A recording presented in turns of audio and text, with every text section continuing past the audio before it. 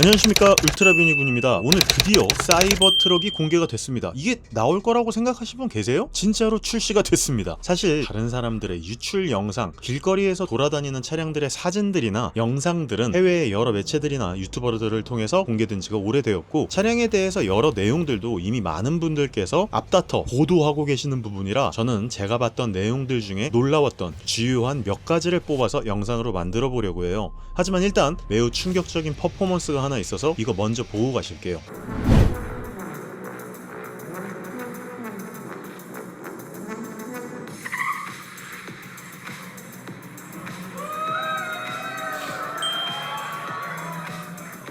But wait, there's more.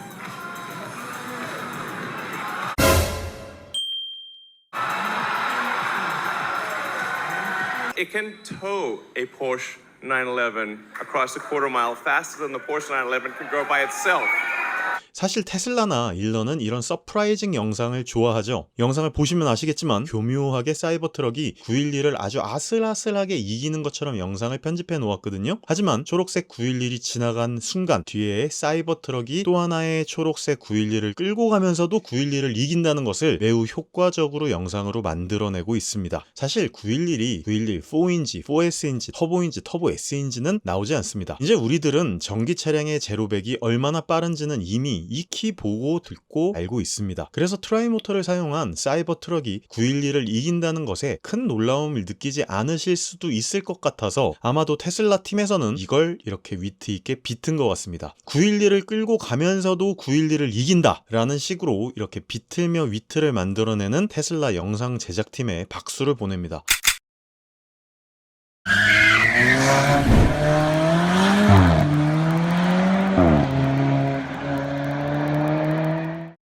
최근에 테슬라에서 영상을 만들 때 상당히 퀄리티가 많이 올라간 것 같아요. 상당히 연출적으로 재미있게 잘한 것 같습니다. 사실 911은 터보 S 모델을 제외하면 제로백으로 그렇게 빠른 차량은 아닙니다. 출력이 대단한 것도 아니죠. 911은 그 만듦새와 코너링 머신으로서의 가치, 구동 방식이 RR임에도 불구하고 매우 완벽한 차량 컨트롤, 밸런싱으로 우리에게 인상 깊은 측면을 준 부분이므로 이 내용은 이 정도로 넘어가도록 하겠습니다. 911 보고 누가 제로백이 느려서 바보 같은 차량이다 라고 얘기하는 사람 아무도 없거든요. 다만 꽤나 이런 부분을 잘 비틀어 연출적으로 성공적인 퍼포먼스를 남겨냈다는 사실은 꼭 제가 짚었으면 했었습니다. 제가 사이버 트럭을 보면서 느꼈던 몇 가지 주요 내용으로 오늘 영상을 만들어 보려고 하는데, 딜리버리 영상은 많이들 보셨을 테니까 뭐 아실 거잖아요. 나오는 내용들 중에 충격적이기도 하면서 미래 산업을 이끌어가는 차량 기술력들이 녹아있는 제품이라 생각해서 그렇게 생각하는 부분들을 체크하여 꼽아볼 겁니다.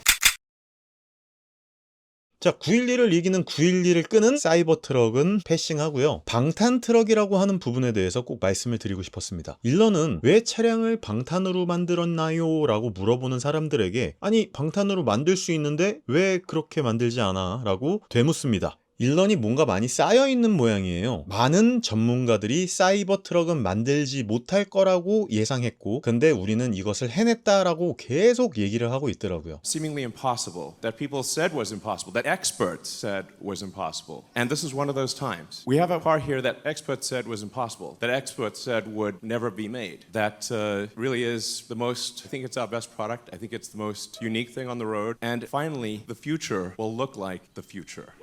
미국에서 그리고 전 세계에서 테슬라를 죽이기 위한 많은 언론들의 매체들의 공격들은 이미 많은 사람들이 보고 느끼고 있을 겁니다. 이미 전 세계적으로 오일 파워, 기름 파워가 엄청난 사회에서, 그리고 테슬라를 제외한 기존 레거시 브랜드들이 만든 전기 차량들이 테슬라에 안 되는 것을 계속 보고 있기 때문에 기존 내연기관 차량들의 레거시 브랜드들의 전기 차량들, 이 차량들이 더 지속 가능할 수 있을런지 없을런지 모르는 이런 상황에서 테슬라는 새로운 사이버 트럭이라고 하는 매개체를 만들어냈고, 거기다가 기존에 나왔던 차량들은 가격 인하를 감행하면서 전 세계적인 자동차 산업을 상대로 치킨 게임을 즐기고 있습니다. 이 정도의 여유를 보여주는 것을 기존 회사들이 가만히 두고 보고 있을 수만은 없겠죠. 저는 이런 부분들은 이해할 수 있습니다만, 개인적으로 차량을 좋아하는 인간이고 또 테슬라 차량을 몇 대나 구입해서 타고 돌아다니고 있는 개인이고, 멀리서나마 테슬라 주식을 구입해서 응원하고 있는 입장에서 테슬라의 이런 행보들은 굉장히 재미있게 관찰되어지고 있다고 꼭 말씀을 드리고 지나가고 싶습니다.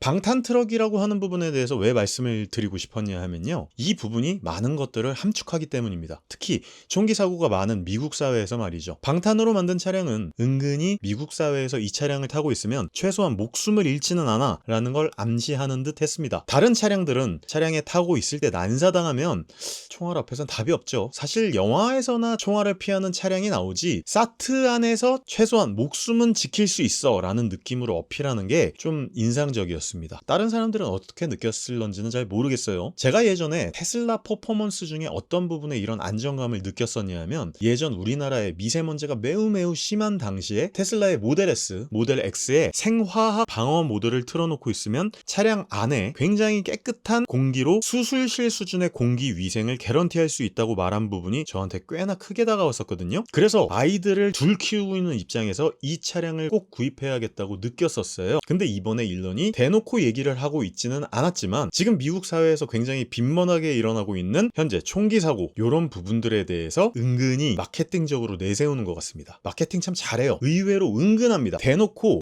일론 같은 인간이면 위험한 미국 사회 안에서 사트를 통해 목숨을 유지하세요 라고 막 어그로를 끌 것 같은데 의외로 이렇게 얘기하지 않았습니다. 그래서 오히려 좋았어요. 은근하게 이 차량을 타고 있으면 요즘같이 빈번하게 일어나고 있는 미국 사회에서의 총기 사고에서도 나는 살아남을 수 있어 라는 것을 은근히 내세우는 것 같았습니다. 차를 좋아하시는 분들은 아시겠지만 차에 별로 관심이 없으신 분들은 이 부분이 얼마나 대단한 건지 잘 모르실 수도 있어요. 왜냐하면 이거는 진짜 잘못 만들면 바로 나락으로 갈 수 있거든요. 조향에 관련된 부분이기 때문에 핸들이 만약에 말을 안 듣는다, 스티어링, 그러니까 핸들링 하는 것을 와이어, 전선 하나로 조정한다는 뜻이거든요. 이게 비행기에서 처음 썼었어요. 렉서스나 인피니티 차량에서도 썼던 적이 있었고요. 원래는 핸들링은 이 무거운 축을 이용하여 모터를 또 이용해가지고 앞쪽에 조향각을 트는 것이 일반적이고 여태까지 거의 모든 차량들이 써오고 있는 방식이죠. 이걸 통해서 모터가 들어가 있지 않은 조향을 수동, 파워 핸들 이렇게 얘기하기도 하고, 쉽게 돌릴 수 있게 모터를 집어넣은 방식의 일렉트릭 파워 스티어링, 이걸 이제 EPS라고도 하고, 우리나라에서는 RMDPS, EMDPS 이런 식으로 얘기를 하잖아요. 그런데 이걸 차축을 와이어링, 전선으로 조정한다. 훨씬 간단하게 조작을 할 수도 있고, 그것도 모터나 여러 가지 축들을 빼기 때문에 공간을 창출할 수 있고요. 그리고 뒤쪽의 조향까지도 매우 적은 부속으로 와이어링 몇 개로 이 기능을 활성화할 수 있습니다. 지금 얘기한 것처럼 뒤쪽 후륜 조향까지도 사이버 트럭에서는 지원을 하는데요. 이것 역시 스티어 바이 와이어 방식으로 지원을 한다는 겁니다. 현재 독삼사 혹은 제네시스 G80이나 G90에서 쓰고 있는 후륜 조향 기능은 뒤쪽에 엄청나게 큰 조향 시스템을 넣어놔야 하고, 이게 또 매우 큰 모듈로 만들어져 있어서 하방에 밑에 부분에 많은 자리를 차지하거든요. 이게 결국은 트렁크 자리를 좀 없애거나 뒷좌석의 효율적인 부분을 망가뜨리기도 하죠. 근데 이걸 스티어 바이 와이어 방식으로 꽤나 효율적으로 만들어놨다라고 하는 부분이고요. 이걸 소프트웨어적으로 제어도 하고 적은 부품을 이용하기도 하니까 금전적 측면에서도 꽤나 많은 원가 절감을 할 수 있기 때문에 스티어 바이 와이어 방식으로 점점 대세를 이루어 갈 것이라고 예측을 합니다. 하지만 이게 아까도 말씀드렸듯이 잘못 쓰면 진짜 큰일 나잖아요. 만약에 스티어가 끊어졌거나 혹은 소프트웨어로 제어하는 조향 기술 자체가 먹통이 된다거나 하면은 이거는 큰 사고로 이어질 수 있기 때문에 많이 쓰지 못했는데, 역시나 테슬라에서는 좀 이런 실험적인 부분을, 특히나 4륜 조향 스티어링 휠 조향 시스템까지도 집어넣었다니까 저는 1세대는 안 살려고 합니다. 어쨌거나 사이버 트럭은 스티어 바이 와이어 방식으로 앞뒤쪽에 조향각을 바꿀 수 있게 만들어 놓았고, 일론이 주장하는 건 5m짜리 모델 S보다도 더 적은 회전 반경을 만들어낼 수 있다고 얘기하더군요. 이건 대단한 건 아니에요. 이미 후륜이 11도로 움직이는 EQ나 EQS 혹은 6도인가 7도로 움직이는 이트론 GT 같은 차량들도 있고요. 5도에서 4도 정도 움직이는 i5, i7 이런 차량들도 있기 때문에 이미 대형인데도 불구하고 소형 차량들보다 더 적은 회전 반경을 만들어내고 있는 차량들은 수두룩합니다. 그런데 문제는 이걸 전선으로 작은 모듈화를 통해서 이룩해냈다고 하니까 매우 기대가 되는 부분입니다. 제가 좀 눈여겨보던 것 중에 하나가 이거였는데, 진짜로 이 스티어 바이 와이어 방식을 이용해가지고 사이버 트럭을 만들어냈다고 하는 것은 굉장히 대단하다라고 말씀을 드릴 수 있겠습니다. 자, 이번에 사이버트럭에서 굉장히 재미있는 옵션을 하나 추가를 했어요. 세퍼레이트 배터리 팩 옵션이라고 하는 건데요. 이거를 배터리 팩을 추가하면은 기존에 있었던, 그러니까 사이버트럭에 123kWh의 배터리가 들어가 있거든요. 이 배터리에다가 더 추가를 해가지고 더 멀리 갈 수 있는 배터리를 제공해 준다고 합니다. 이게 옵션이에요. 그리고 현재 4680 배터리 팩이 들어간다라고는 하는데 이게 진짜로 들어가는지 아직 잘 모르겠습니다. 제가 봤을 땐 2170 배터리로 들어갈 것 같은데 말이죠. 뭐 혹자들은 120kWh의 배터리를 뭐 4680으로 넣었다더라 뭐 이런 얘기들도 있는데, 이거는 뭐 공식적으로 저는 이제 테슬라에 관련된 내용은 절대 카더라 혹은 뭐 누가 그랬다더라 라는 얘기로 절대 말하지 않겠습니다. 공식적으로 발표 나오면 그때 말씀드리면 되죠. 그래서 저는 공식적인 내용들에 대해서만 오늘 말씀을 드릴 건데요. 더 멀리 갈 수 있는 어쨌든 옵션을 제공하고 있어요. 재밌더군요. 애초에 사이버트럭 자체를 일반 사람들도 많이 살 것이라고 생각해서 이런 옵션들을 넣어놓은 것 같아요. 가격은 한 2천만 원 정도 하던데, 저는 만약에 구입한다고 하고 이 옵션을 넣을 수 있다라고 하면 전 넣을 겁니다. 왜냐하면 저 가격으로 추가 배터리 팩, 더 많은 배터리 용량을 확보할 수 있거든요. 그럼 그걸 갖다가 V12 기능도 제공받을 수 있으니까요. 제일 좋은 거는 제가 테슬라 차량을 구입하면서 항상 V12이 없어가지고 굉장히 아쉽다라는 얘기를 되게 많이 드렸는데, 드디어 사이버트럭에서는 외부로도 전력을 뽑아 쓸 수 있는 V12 기능이 추가가 되었습니다. 완전 만세죠.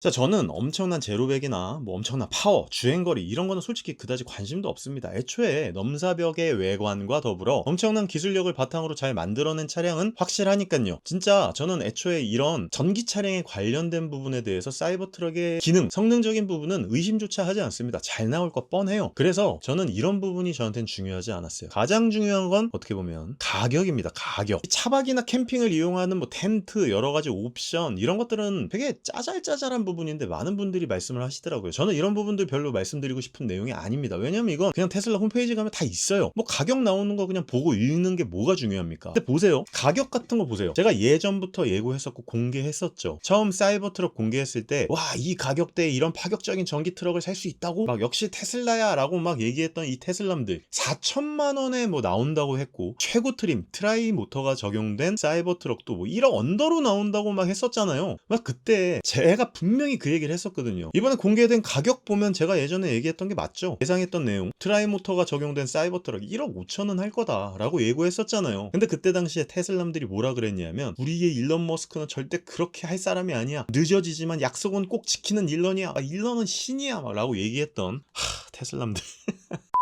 트라이모터가 적용된, 아까 911을 매달고 911을 이겨버린 그 트라이모터 사이버트럭이 무려 99,990달러에 나옵니다. 걔 이름이 사이버 비스트예요. 걔가 99,990달러가 얼마냐면 무려 1억 3,400인가 그래요. 근데 이게 우리나라에 들어오면 그 가격에 들어올까요? 제가 봤을 때 한 1억 5천은 할 것 같습니다. 취등록세까지 다 하면은 1억 5천에서 1억 7천은 될 것 같은데요. 올휠 드라이브 모델, 그러니까 일반 4륜 구동 모델은 79,990달러, 우리나라 가격으로는 약 1억에서 1억 2천 사이 정도로 출시할 것 같고요. 후륜 구동은 뭐 아직 주문할 수는 없는데 2025년에나 주문할 수 있다고 해요. 이건 6990달러에 나올 예정이라고 합니다. 약 8,500만 원 정도 할 것 같은데요. 자, 봐요. 이렇게 후륜 구동, 올휠 드라이브 이런 식으로 다 나오고, 맨 마지막에 있는 이 사이버 비스트 모델 이런 거는요, 사실 가격적인 부분이 이렇게 올라갈 거라고 당연히 예상을 해야 되는 부분입니다. 뭐 이렇게 또 얘기하실 수 있어요. 4년 전에 발표했던 모델이고 그때보다 지금 더 많은 가격 상승이 있지 않았느냐? 아닙니다, 여러분들. 배터리는 점점 가격이 떨어지고 있고요. 원자재의 가격도 이제는 굉장히 안정적으로 변했어요. 예전 팬데믹 코로나 시대가 아니란 말입니다. 그런데도 불구하고 이 가격은 이 정도로 형성될 수밖에 없는 가격이었어요. 왜냐하면 현재 나오는 이런 신기술을 이렇게 싸게 팔아먹어갖고 장사의 테슬라고 사업의 신 테슬라인데, 얘네들이 이걸 갖다가 손해를 보면서 팔리가 만무하거든요. 그리고 이제 얘네들은 예전의 테슬라가 아닙니다. 진짜 가격적인 부분으로 치킨 게임을 할 수 있을 정도의 전 세계에서 최강 판매량을 보여주고 있는 전기 차량의 선두주자입니다. 이제는 BMW, 벤츠, 현대기아, 도요다를 다 합친 것보다 훨씬 큰 미친 회사가 되었기 때문에 애초에 저런 가격의 사이버트럭이 나오는 거는 믿지도 않았지만, 이번에 발표한 가격으로 사트 역시 만만치 않은 가격적인 진입장벽을 보여줄 것이라고 예상하거든요. 우리나라에서 1억에서 1억 5천만 원 사이의 모델 S랑 모델 X의 판매량을 보시면 아실 겁니다. 근데 그 중에 또 구입한 게 저죠. 바보 같은 놈.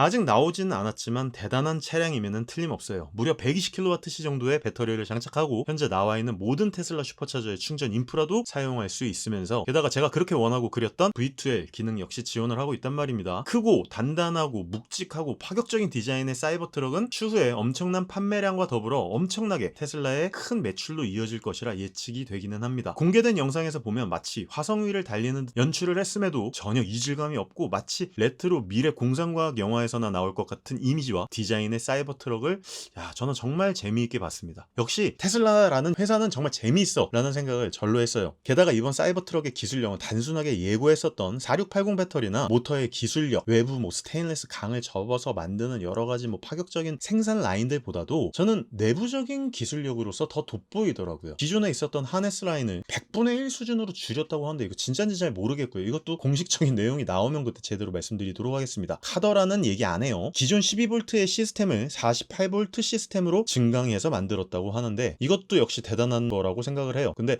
이거 진짜인지는 잘 모르겠지만 확실히 저는 가능해질 것이라고 생각을 하고요. 아무래도 저는 사이버트럭을 분수령으로 해서 테슬라가 앞으로 나오게 될 전기차를 이런 식으로 만들겠다라고 하는 테슬라의 전체적인 로드맵에 대한 프로토타입이라고 저는 개인적으로 생각을 합니다. 제 예상에는 지금 인도된 10대의 사이버트럭은 프로토타입이에요. 프로토타입. 저를 포함한 미래의 사이버트럭의 인도자들의 사이버트럭은 아마도 내부적으로 굉장히 많이 모디파이가 돼서 많은 버전의 과정을 거친 수정본이 정식 출시될 것이라고 예상을 합니다. 모델 3가 그러했고요. 모델 Y가 그러했습니다. 그리고 그 예상 시간은 생각보다 훨씬 길어질 것이라고 생각합니다. 잊지 마세요. 일런 타임. 우리나라에서 제대로 된 상품성의 사이버트럭을 인도받을 때까지는 제가 생각했을 때 최소한 2년에서 3년은 더 기다려야 될 것이라고 예상을 해봅니다. 2025년에서 2026년은 되어야지 구입을 할 수 있을까 말까 예상이 돼요. 저보고 발표된 사이버트럭을 사겠냐라고 물어보신다면 지금 당장은 갸웃할 것 같습니다. 물론 나중에 사이버트럭 트라이모터 사이버 비스트 모델을 예약을 해놓을 예정에는 있습니다. 당장 구입하겠다는 얘기는 아니고요. 저는 다른 사람들처럼 테슬라에 대한 맹신을 하는 인간이 아니기 때문에 사이버트럭은 모디파이가 되고 진짜 2세대가 나올 때쯤 그때 2세대를 구입하거나 아니면 진짜 마지막 수정본 마지막 제품 그 정도 한 5년 후를 예상하고 있습니다. 우리 한번 느긋하게 기다려보자고요. 이번에 어제 발표한 사이버트럭에 대한 제가 보는 관점에서의 재미있는 부분들, 주요한 내용들에 대해서 한번 간추려서 가볍게 말씀을 드려보았습니다. 여러분들도 사이버트럭 한번 관심 있게 지켜봐 보시면 재미있을 것 같습니다. 다른 영상들도 필요할 때마다 시간 날 때마다 공유해 드릴 테니까 시간 있으신 분들은 계속 한번 지켜봐 주시면 감사하겠습니다. 감사합니다. 울트라비니군이었습니다.